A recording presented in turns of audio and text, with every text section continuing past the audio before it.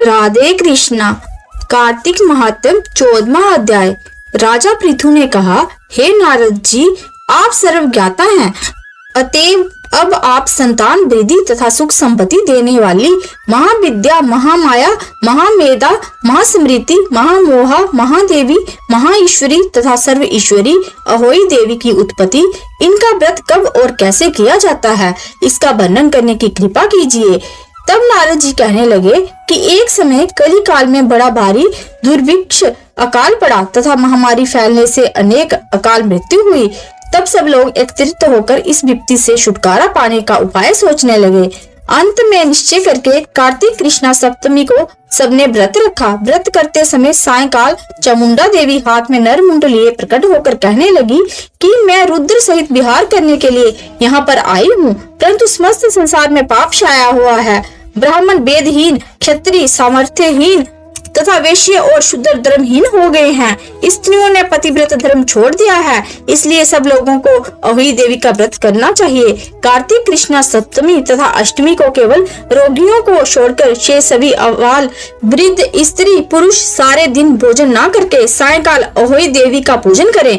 अहोई देवी मेरा ही नाम है, अतएव ये मेरा ही पूजन समझना चाहिए। अपने मकान को गोबर और मिट्टी से लीप कर साफ करें, फिर काला, पीला, हरा तथा लाल इन 4 रंगों से द्वार पर मेरी मूर्ति बनाएं।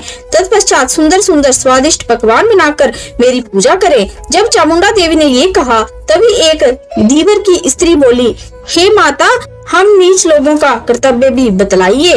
तब देवी ने कहा कि तुम लोग भी मेरे भक्त हो, सो सब लोग मेरा पूजन करके तेरी संतान को पूजेंगे, तभी उनकी पूजा सफल होगी। मेरी पूजा के बाद कुम्हारिन तथा मालिन की भी पूजा होगी। इतना कहकर देवी अंतर्ध्यान हो गई। नारद जी कहने लगे, हे राजन, इस प्रकार देवी के कथा अनुसार सबने व्रत और पूजन किया तो सबके संकट दूर होकर सारा संसार सुखी हो गया।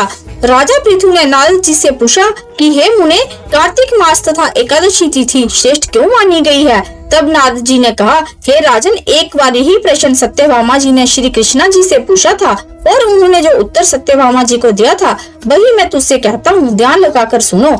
एक समय सत्यभामा जी ने श्री कृष्ण जी से पूछा कि हे प्राणनाथ, जब सभी मास और तिथियां बराबर हैं, तब कार्तिक मास और एकादशी तिथि उत्तम क्यों मानी गई है?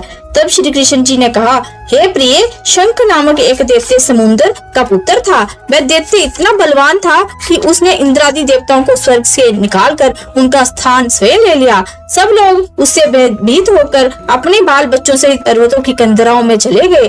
तब वह दैत्य सोचने लगा कि मैंने देवताओं का स्थान तो ले लिया, लेकिन वे जीतते नहीं गए हैं। सो ऐसा प्रतीत होता है कि देवता वेद मंत्रों से बलशाली हैं, अतएव मंत्रों सहित वेदों को हर ले जाऊं।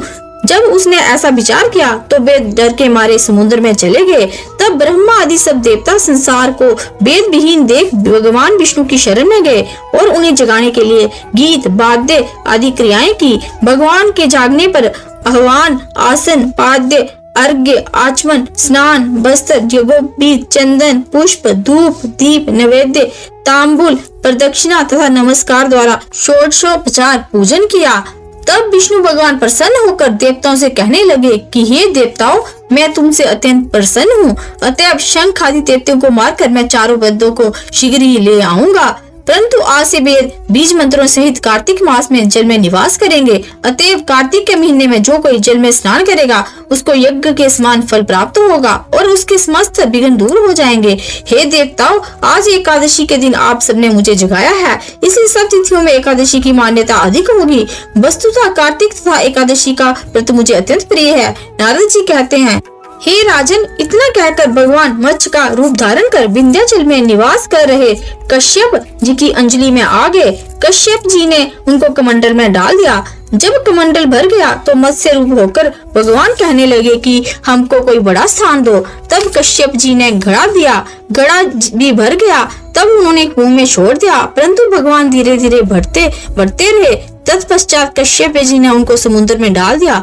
भगवान समुद्र में भी भरने लगे। फिर मत्स्य अवतार भगवान शंखासुर दैत्य को मारकर बद्री नारायण के आश्रम पर आए। वहां आकर भगवान ने देवताओं से कहा कि हमने शंखासुर को मार दिया है, अतएव अब ऋषि और मुनि जाकर समुद्र में से वेदों को ढूंढ लाएं। तब तक देवताओं सहित प्रयाग में मेरा निवास रहेगा। तब ऋषियों ने अपने तपोबल द्वारा समुद्र में से वेदों के 6 अंगों छंद, व्याकरण, कोश, वैदिक, ज्योतिष तथा स्मृति को ढूंढ निकाला। जिस वेद का जो भाग जिस ऋषि को मिला, तब से वह भाग उसी ऋषि का माना जाता है। इसके बाद समस्त ऋषि ब्रह्मादि देवताओं के पास आए और उन्होंने वहां पर अश्वमेध यज्ञ किया। तभी से प्रयाग तीर्थों का राजा कहा जाने लगा।